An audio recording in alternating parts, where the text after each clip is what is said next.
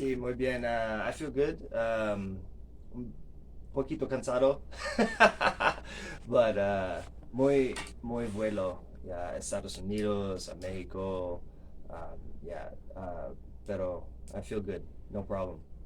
It's kind of like Forrest Gump, you know? Uh, Just a little bit everywhere. I like it because for me in this occupation especially, I like to be a student. So uh, I like to be in every culture as much as I can. So, I spent time living in Japan, living in Mexico City, living in Canada, and Spain a little bit. And it's good. And my culture. I'm from the Philippines, so my mom came to America when she was young. So I guess you could say it runs in the family.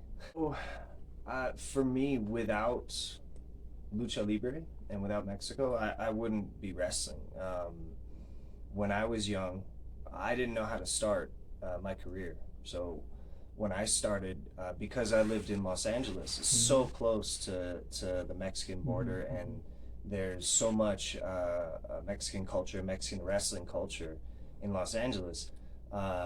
That's the only way that I would have got started because they gave me an opportunity when I was really young, only 13 years old. I started my career. So going across to Tijuana, Mexicali, and beginning my career in early matches. Without that, I mean that's so important to me, and the culture's always stayed with me. Um, you know, a little bit of the language, a little bit of the food, but for me, I think the wrestling culture is the most beautiful wrestling culture in the world. And I've been to Japan, I've been to, obviously America, Canada, everywhere. But lucha libre culture is it's in my soul.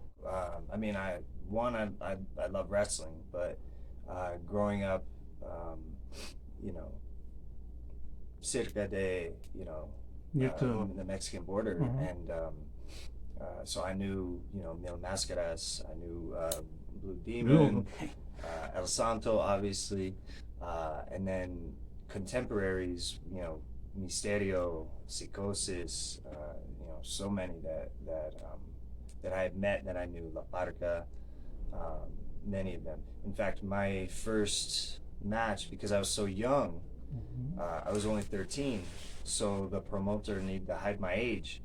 And so to hide my age, he asked me to wear a mask, but it was the mask from Super Muñeco. So I was familiar with the characters, and it's something that I had always followed. And I think the style is very beautiful. It's like, with anything in life, movies, literature, there's things that you enjoy. People that watch movies, they like comedy, or they like action, or they like drama. For me, the style for lucha libre, for me, it's beautiful. I have a few. So I have Demon here, but on this side I have Tiger Mask and Shawn Michaels, and the Fire's Eddie Guerrero. Okay. Yeah. What's the meaning of Eddie Guerrero in your life in Japan? Oh, Eddie, he was, for me, I think he's the greatest of all time. I think he's the best to ever do it. He's great at everything. And I think inside the ring and outside the ring, he was a model for me, how to carry myself. He's a hero. And the Guerrero family, many of them came through California. So Mondo Guerrero, Hector Guerrero, Chavo Jr., Sr., all of them at some point in time helped mentor me as a young wrestler. The only one that I never got a chance was with Eddie, but he was always my hero because he could do everything.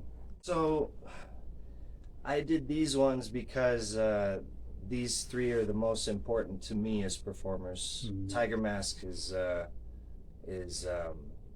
my favorite style in the ring, and Eddie was always my favorite wrestler, and Shawn Michaels was also my favorite wrestler.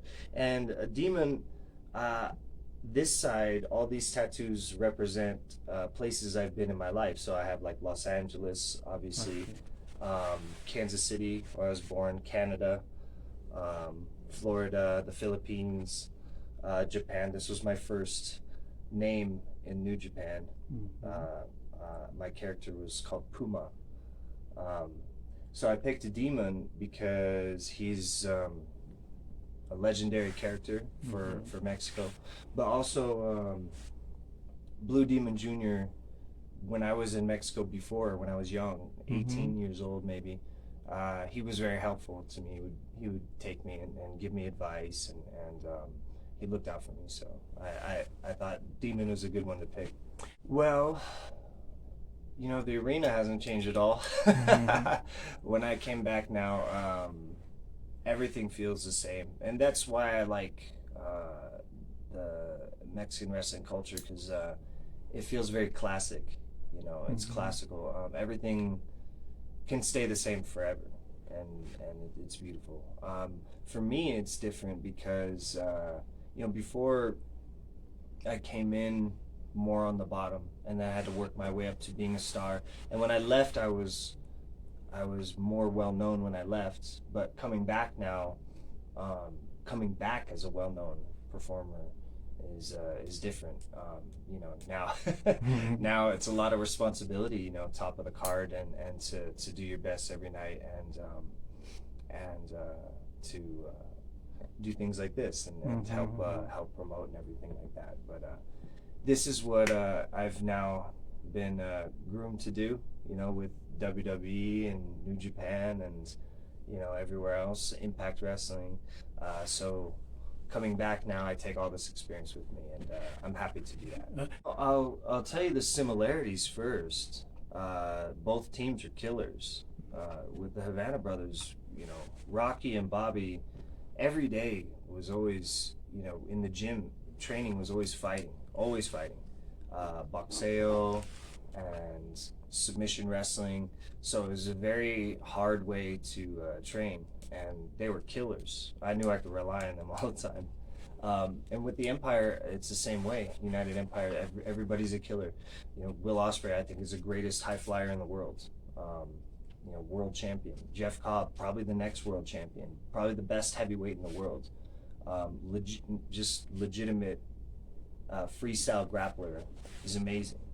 Henare, world-class striker, boxing.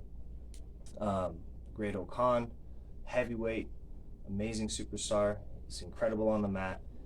In the Aussie Open, we have yet to be able to join the team in Tokyo because of the travel restrictions, but two young heavyweights, amazing, incredible. And for me, looking at the way the team is built, it's kind of like United Empire is like Real Madrid, the New York Yankees, the Lakers. Every member is the best from somewhere, and good imports. Well, it's interesting. I'm happy to be paired up with Jeff Cobb, and this team I think is going to be really good. Two very difficult opponents, Atlantis Jr. and Volador Jr. Volador I've known a long time. We go back and forth, and he's a guy I think probably we will end up doing it for a long time to come. Atlantis Jr. is interesting to me because he's young, and he has a legacy with his father, but he'll find out what the real big leagues are with Jeff soon. So what is the more difficult to be a foreign wrestler in this case, in a place like Arena Mexico? What is more difficult to you? I think for most people coming in, reading the audience, because everywhere is different. It's like a quarterback in the NFL. You have to read the defense and see how they're lined up, and see what you hear, see what you see. Like I think for every performer, you get used, especially coming from Estados Unidos, maybe Japón, like every place is different, and Arena Mexico is very full of life. It's different than any other place. For me, I think Arena Mexico is the best arena in the world. and I've wrestled in all of them: Cork and Hall, Tokyo Dome, you know, uh, Madison Square Garden, Staples Center, um, all these different arenas. Mexico City, Arena Mexico, the best. So the atmosphere sometimes is a little bit difficult if you're not ready, because when I was here before, you know, I wrestled in Arena Mexico, but Coliseo I probably wrestled more times, and the atmosphere in Coliseo, because it's like stacked straight up. Um, it's interesting because you until you're in the ring, you don't know, and you look up, you can see everybody.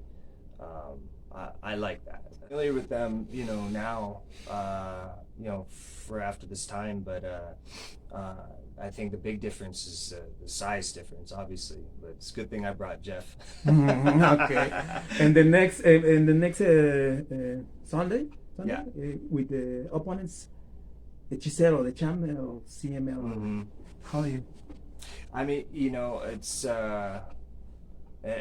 as they say, if you want to, Ric Flair always said, if you want to beat the man, if you want to beat a man, you got to beat the man. So being able to get in the ring with guys who are champions here, you know, Volador, champion level here. The same for Sunday. So getting in the ring with people who are legitimate champions is a good measuring stick. But you know, that's why we created the United Empire, because you know, each of us are champion level, world class. You know, for me, I've been a junior champion everywhere. You know, X Division and cruiserweight. Jeff just finished the G1. I think he almost went completely undefeated. Will Ospreay, obviously, is a world champion. So you know, for the team, for me and Jeff, we look forward to Sunday, especially because you know, it's a good measuring stick. Every sport. When I was growing up, I was every sport athlete. Because my father was a good athlete. He played baseball, football, track and field, everything. So when I grew up, you know, I played baseball, I played football, I played basketball, hockey, play ice hockey, soccer too. My uncle was head coach for the Los Angeles Galaxy for 2 seasons, 96, 97. So yeah, I mean everything, and it's all LA everything. Dodgers, Lakers, you know, Galaxy, LA Kings, LA Rams. Those are my teams. What do you think about the Julio Urias and Dodgers? Oh, great! He had one bad game though in the playoffs. I needed him to keep us alive against the Braves, but yeah, when he finished the World Series though, it was greatest moment in a long time for LA sports. So. Los Angeles, Fernando Valenzuela, it's a legend, no? Yeah. Fernando Mania, we call it. Yeah. Their Filipino Heritage Night, the Dodgers had me as a guest. I think we almost did the first pitch that day. But yeah, Dodger Stadium is like a home to me. I love it. Going there. The food, everything's amazing. Well, I don't have much free time. But when I do, you know, I mean, now when I do, I play with my son. I have a brand new baby. It's my first child. So that's great. Otherwise, you know, other than maybe following sports, I'm a big sports fanatic, but other than sports, play games a lot. Obviously, if people watch me from like WWE, you know, like video games was a thing for me. Do you like to play with? Oh yeah, and I have a Twitch stream that I'll broadcast on my free time too, for Twitch. So everybody go follow my Twitch. Tell me, do you like Be Famous? Do I like being? I mean, it's okay. What I like about it is, well, I'll say what I don't mind. A lot of my friends who are like the same, they don't like, you know, if you stop them in the airport or in the restaurants or something like that. I don't mind that. That's okay. And what I like about, you know, being a public figure is being able to help people, because there's like, for me, when I won the cruiserweight title, Philippine fans would message me and they said maybe, you know, their tias, abuelas were crying at home because it was so important for them to see that. And I didn't understand that before when I was younger, but now I understand that. And now it's like when somebody might be struggling with depression or addiction or something like that, and they look to me and they say, well, you know, you make me happy, or I like watching how you train and get better, and then they get better. And then for me, that's more important than any championship or anything I could ever do. So if I'm able to help anybody, I like that. And do you have idols now in this moment? Yeah, some. My my one of my favorite idols, along with Eddie, was Kobe Bryant. I have him tattooed here and also back here. And obviously he just passed, you know, not that long ago now, but he was an idol for me, still is. Cristiano Ronaldo is an idol for me. I think he's a good example of somebody who has to handle a lot of things with their fame. You know, many endorsements, many appointments. He has a family, on the field, off the field. Like, there's so many things he has to handle, and so, you know, I hope I can manage things as well as he could. But you know, those are a few. The Rock, you know, The Rock is a big idol for me, because the same thing. He's got kids, and he has his movies, but he has his training, and he has, you know, all these different things that he does, and he's able to do it all at once. And for me, that's amazing. That's what a real man is.